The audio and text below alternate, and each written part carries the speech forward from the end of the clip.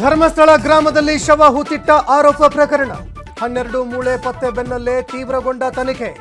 ಬೆಳ್ತಂಗಡಿ ಠಾಣೆಯ ಎಲ್ಲ ಹಳೆ ದಾಖಲೆ ಕೆದಕಲು ಮುಂದಾದ ಎಸ್ಐಟಿ. ಮೂಳೆ ಸಿಕ್ಕ ನೇತ್ರಾವತಿ ಸೇತುವೆ ಸಮೀಪ ಬಿಗಿ ಭದ್ರತೆ.